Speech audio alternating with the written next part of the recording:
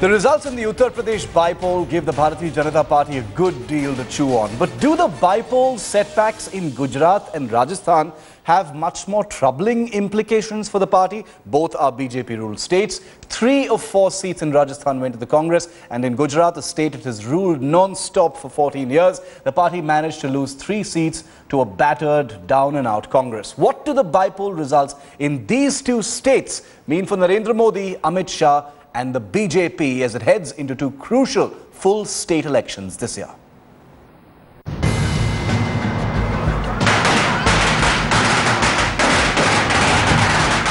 A rule reversal for the BJP. Its government losing political turf despite being in power. While UP hogged the headlines, the real shockwave for the BJP rose from Gujarat and Rajasthan. ये चारों सीटें BJP के कब्जे वाली सीटें थी, उनमें से 3 सीटें जीतना। गुजरात में 6 में से 3 सीटें जीतना पूरा संकेत है थोड़ा भारतीय जनता पार्टी के लिए। Its tally before the by-poll test, 9 out of 9. But in the final scorecard, Congress wrested 3 seats, demolishing Anandiben's dream of flaunting a clean sweep as a birthday gift for Modi on his big homecoming. But Vadodara backed BJP again, despite Modi staying with Varanasi. Even as the BJP celebrates its victory in Vadodara, the party has reason to be concerned. The Congress, on the other hand, is celebrating having made a big dent in the BJP bastion. The Congress says these by-elections are a reflection on Prime Minister Narendra Modi's waning popularity in Gujarat. The BJP, on the other hand, insists these are local elections, local issues, at best a reflection on Chief Minister Anandiben Patel's leadership. In Rajasthan, the Congress just managed to hold on to Kota South, biting dust in Nasirabad, Surajgarh, where the final scorecard read 3-1 in favor of the Congress.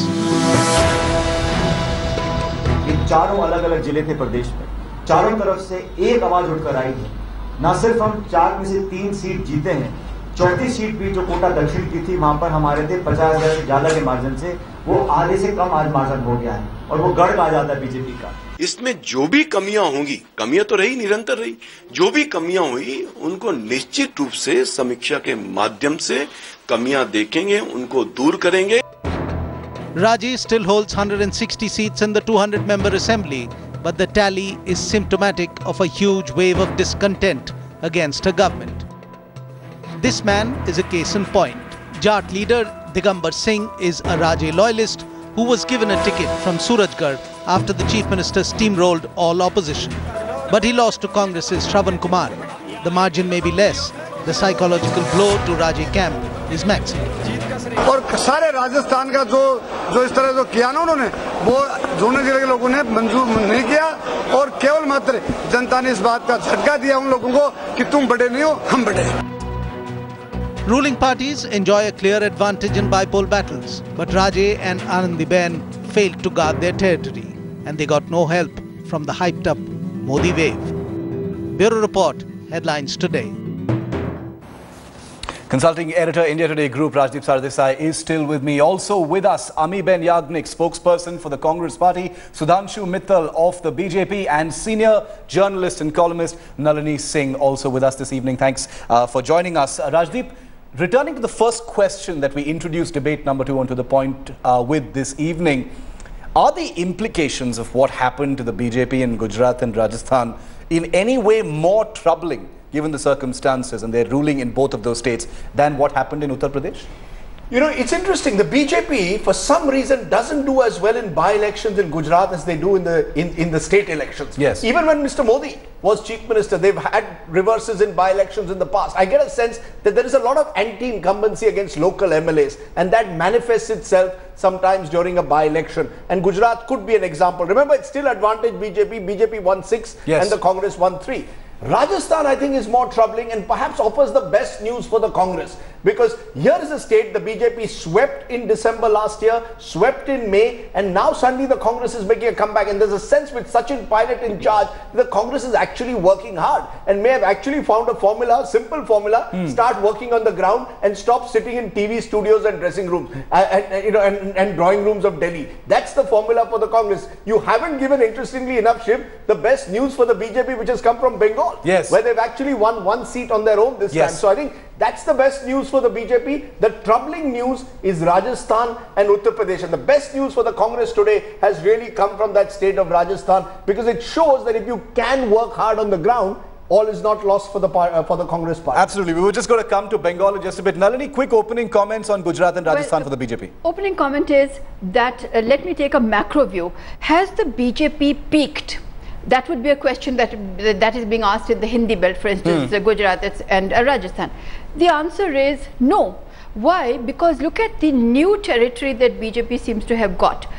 You've got West Bengal, as Rajdeep just said, Assam, so that means that BJP can now go for Jammu Kashmir. It seems to be going to these areas where it was a stranger. It was almost an alien in earlier days. But I would say that it's very clear that in multi-cornered contests, BJP is losing, is winning. But in one-on-one contests, BJP is losing. So multi-cornered, which we had during the Lok Sabha, BJP did well. But on one-on-one, what is happening? And the other thing that I would say is that it appears to me that today, at the regional level, in these regional elections, just Modi wave is the Modi factor is a necessary factor, but it's not a sufficient factor. So it has to be Modi plus. So Sudhanshu Mittal, respond to that. How worried is the BJP with what happened in Gujarat and Rajasthan today? Rajasthan worried, yes. Because out of 4, if the Congress is winning 3. Yes. When we have the government, yes, we are worried. Gujarat, no, because Gujarat we won the Lok Sabha, 6 Vidhan Sabhas we won, no. One good news which you forgot to mention was Assam. Yeah. Yes. You know, we have won Silchar by a record margin of 37,000 votes. Congress got 37, we got 74,000 votes. And this is a seat which has been vacated by Sushmita, whose her father was legendary in that region. So there are good news, but certainly the reversal in UP has been demoralizing. But the outcome or the conclusion of the defeat is not what actually it is. In the morning also, 2 things I pointed out. One, a multi-cornered contest versus a bipolar polity. It has its implications. SP, BSP voters together in 94 also had demolished us. So no big deal. Secondly, in the by-elections, the history says SP has always won by-elections. 18 elections they won when they had held only 5 of them. And when it came to the elections in 2007, they again got only 6 seats. So I do not read the larger message of the by-election in terms of what is there in future vis-a-vis. I'll come to that second point you're making in just a moment. Yeah, I'll come to that second point in just a moment. I want to bring in Amiben Yagnik for a quick opening word on whether the BJP has underestimated the Congress. Do you feel like you've been underestimated? No, there is no question of underestimation. This is a clear sign in Gujarat that the Modi wave is waning. The Gujarat people are now understanding that whatever was promised in the 2012 Legislative Assembly elections, that here we need to have a Chief Minister 100% because he is going to be the Prime Ministerial candidate. And now that the Prime Minister candidate is going to win in the Lok Sabha elections, they thought that, well, all the injustice that was done to Gujarat at that time, now it will be solved. But now the bubble is bursting slowly and people are realizing that all these false promises on the issues of development, unemployment, law and order situation, and so they are turning to the Congress. So I think the BJP is absolutely losing ground. But I would not say BJP because there was never a BJP in Gujarat. It was only Mr. Modi. So the Modi wave is showing its colors. I want to bring Rajdeep in on that. So I think the BJP should understand that. No, Rajdeep, you know, speaking of what Amiben just said about the waning popularity of Narendra Modi in Gujarat, you've also got some BJP leaders, you know, speaking off camera, laying the entire thing at Anandiben Patel's door. And that, you know, what happened in Gujarat may not be a big deal for the BJP, but it's a reflection on her leadership in the state. Look, let's be clear. Some hard facts. The BJP has been winning Gujarat since 1995. Yes. Before Narendra Modi became Chief Minister of Gujarat, the BJP was still the party #1 of Gujarat. Yes, Narendra Modi won 3 elections in a row, but Keshubai Patel also won 2 elections in Gujarat. So this has been a BJP bastion. Yes. And they have lost by-elections in the past because many of their MLAs have been elected 2 and 3 times. There is an anti-incumbency that creeps in every now and then. Yes, there is some sign for the BJP to get rid of the complacency in Gujarat. Anandiben Patel is clearly not Narendra Modi. Yes. But I don't think the Congress has the... You see, the Congress is hoping to win elections by default. The problem with the Congress is they're going to sit and say, eventually achhe din nahi aayenge. Yes. And once achhe din don't come, we will be elected. Now that is an attitude which I think can lead to complacency. Yes. I think the Congress has also to start getting proactive. That's where I give the distinction between Has Rajasthan the Congress and not been proactive at all this time? I think in Rajasthan they were. Sachin Pilot and the local level leaders of the Congress in Rajasthan actually fought the elections in a manner that enabled them to score this win Yes. there. In Gujarat, it's by default. In Gujarat, congressmen don't go out and really fight the election. In fact, you know, while researching my book on the 2014 election, the BJP leader close to Modi told me that Modi was at his most vulnerable in the 2012 Gujarat Assembly elections. And the Congress should have hit us then. But the Congress was so caught up in the fact that they could not win Gujarat that they gave up that election. So it's not as if the Congress can't win a state like Gujarat, but they have to fight and work for it, which they are at the moment incapable of doing because the party machinery has got completely ossified over the years. You're just waiting for default gains in Gujarat, and what has happened as far as the Congress is concerned in this bipolar election also are just default. Respond to that, Amiben Yagnik. No, I it's don't not agree real with work what on the ground. Rajdeep is saying. No. It is not so. But you can see that there was a stronghold by Mr. Modi promising all those development issues and bringing vibrant Gujarat, and then we come to know after 5 or 6 years that all these MOUs were never signed and everything is marketed, and you really don't go on the social indicators of malnutrition and the children and the you have been out of power. Sorry to intervene, ma'am. Commercialization of education. You have been out of power, ma'am. I'm sorry to intervene. You have been out of power for 20 years there. The people are understanding all this now. The people are now seeing through and through. Sudhanshu Mittal, you were raising your finger. Go ahead. Is it not a fact? Is it not a fact that we won the Lok Sabha seat? Is it not a fact that out of 9 we have won 6? Thanks for the mercy of saying that it is ebbing and not already ebbed. That the bubble is bursting and not already busted. Madam. No, yeah, okay. No, small accomplishments do not demolish the effect or the acceptance of BJP in Gujarat. Let's put things in the perspective. Nalini, the manner in which the Congress... So bad. Okay, I take your point. Nalini, the manner in which the Congress is interpreting these results, you know, let's just talk about Gujarat for now. Is that you know, pretty typical of the complacence that they seem to be viewing everything with in these bipolar results? I think definitely for Gujarat, they seem to be having... because like Rajdeep said, they've been out of power for 20 years. Yeah, so in Gujarat, there's absolutely no reason for them to be triumphant as they are. But I think in Rajasthan is where they should be, because what they have missed is, and Sudhanshu Mittal is not talking about it, is that BJP is beset with organizational problems. BJP's organization and the internal dynamic is really extremely worrying. And what I learn is that has there been, then BJP should find this out and they should not put it under the carpet. Have the people who became members of parliament undercut the candidates who were the candidates for MLA in Rajasthan. What exactly is happening? There's something internal to BJP that has happened, and it's the organizational dynamic. And I hope that Sudhanshu Mittal doesn't say no, wrong, because there is something which is very, very missing. And I would like to say that, you know, when we are talking about the issues, we are talking about, for instance, we've said the prices. Now the question is that your leaders, Sudhanshu Mittal, have, the big leaders over here, have press conferences saying inflation has come down, prices are now under control.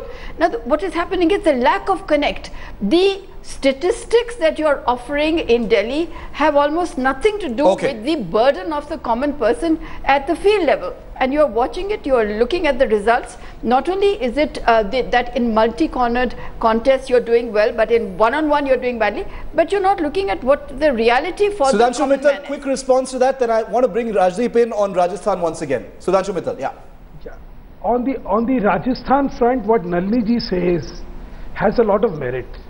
We have certainly reasons to worry, because we are the government of the day. Normally the by-elections favor the government of the day. Yes. And there, losing 3 out of 4 is really very worrisome. So out of the whole gamut of these elections, what is most worrisome for me is Rajasthan. And I think it certainly needs introspection, it certainly needs investigation, it certainly needs in-depth analysis as to what has gone wrong, because as rightly pointed out, 162 out of 200 seats is what we won in the Vidhan Sabha. We won all the 25 Lok Sabha seats, and in these also there is a massive mandate. So this is worrisome, and I promise you, I think the party will be very, very serious about finding out the reasons and correcting the reasons why there has been a reversal in Rajasthan. Rajdeep, it wasn't a default win for the Congress in Rajasthan. It comes down to arrogance. It comes down to arrogance. Vasundhara Raje is somewhere, and she's bringing a lot of important reform. The irony is she's bringing in faster reform than Narendra Modi is. She's pushing ahead with labour reform, for example. She's actually pushing, but along with that, she's also cut off from party workers. She's not the kind of leader who sort of, reaches out to party workers in the manner that they would like during a by-election. She plays favourites. There are those. The party cadre is not fully behind Vasundhara Raje. She was lucky in 2 instances. In December last year, she was lucky for 2 factors. Ashok Gehlot gave a terrible government, A, and B, the fact was that was just the time when the Narendra Modi wave was building up. The 2 factors came together and propelled her to power. Then you have April, May, when there is a Narendra Modi wave that sweeps you across. Wherever it's direct BJP versus Congress, there's anger against the Manmohan Singh government at the center. So she benefited both in December and in May. Now you've got a routine by-election. Now some of the local factors are playing. Her arrogance, her unwillingness to communicate with her party workers. These are things which can hurt her. They've hurt her in the past, they could hurt her again. And I think this is where the BJP needs to have a wake-up call. And what did the Congress do right, Rajdeep? What did the Congress do right in Rajasthan? What the Congress did right in Rajasthan, Shiv, is the fact that in Sachin Pilot, they have found someone who's credible, someone who's younger, someone who's a little bit more energetic, someone who's actually now starting to spend more and more time in Rajasthan. That's what they need to do in state after state. The Congress's big problem is that they still continue, or many of their leaders continue to practice their politics from Delhi. Now, if the Congress sent a Jyotiraditya Scindia to Madhya Pradesh and said, look, you spent 5 years in Bhopal, I don't want to see you in Delhi. Tell Sachin Pilot, spend 5 years in Jaipur. That's the way to do it, That's the way to do it. They've done it here. They've got a lesson. Can they do it? And just as an aside, Rahul Gandhi didn't campaign anywhere. So, for once the Congress cannot give any credit to Rahul Gandhi, who was last seen, I'm told, in London. Narendra, do you concur with that? I just want an aside of my own is that Sanjay Jha earlier today on another channel said, this performance was despite the fact that Rahul Gandhi wasn't, part of the entire campaign. In fact, because of the fact, perhaps, that in fact it's as an aside that maybe the Congress leaders don't have to be in Delhi or at any place where the elections are being held. But because the BJP seems to be in a confessional mood, Sudhanshu Mittal, do I have your permission, Shiv, to ask him if the performance in Rajasthan, the performance in Gujarat, etc., in UP, is it because you did not have the RSS worker working for BJP or alongside the BJP cadre? No, I don't think this has been the scenario. As I said, UP has more local issues involved. It's nothing to do with the RSS distancing itself from BJP. I don't think this is true. I just heard Rajdeep talking about Vasundhara Raje. Rajdeep, I just want to say, Vasundhara is very charismatic. In fact, one of the reasons why we had such a massive mandate for Rajasthan was her charisma. Certainly something has gone wrong. But it would be premature to conclude that it is because of Vasundhara. No, I'm not. That this happened. No, she has strengths. Mr. Mittal, she has strengths, she has weaknesses. Information is, like any politician, she has strengths, she has weaknesses. Were not appropriately given. 2 of the seats which were distributed were not appropriately distributed, and they have costed us those 2 seats. The third loss, I still don't know the reasons, but the 2 seats I definitely know that from day one, the moment the candidatures were announced, it was stated that these are the 2 seats we are about to lose. You know, in these early hours, we have lost. No explanations, no excuses. We have lost. Okay, but we need to look at it. I do not think it is a non-reversible situation. In these early hours of analyzing the results in Gujarat and Rajasthan, Amiben Yagnik, has the Congress identified the manner in which the party has gone about its campaign for these bypolls in Rajasthan as the way to do things? This is how it's done. Has the Congress at least acknowledged that internally?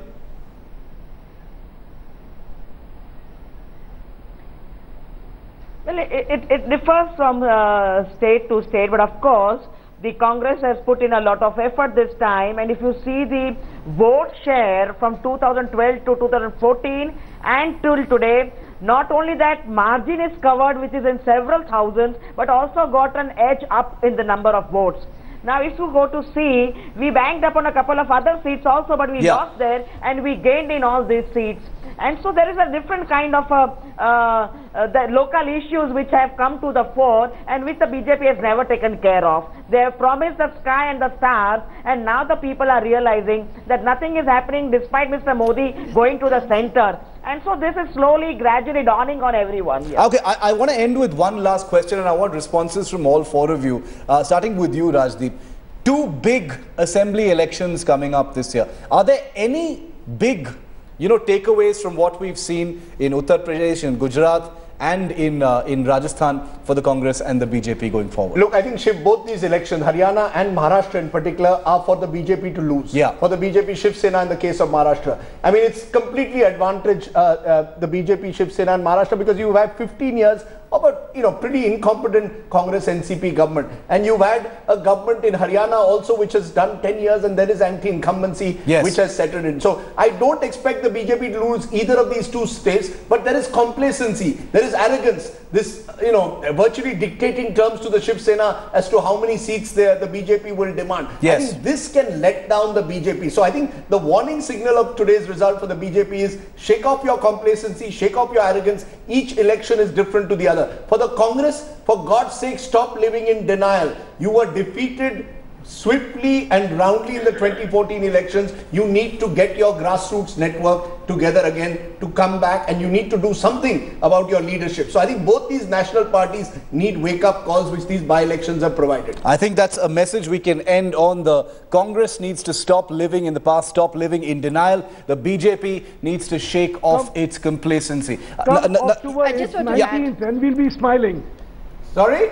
Come October 19th. And you'll find BJP smiling. Because you will smile. No, you will smile, but you smile all the time, Mr. Mittal. All I'm saying is the fact is you will smile. I said you will win. I'm talking about the organization. No, but I must say that quick 20 seconds. Quickly, I'll add to what Rajdeep said about Haryana, that BJP has inducted outsiders.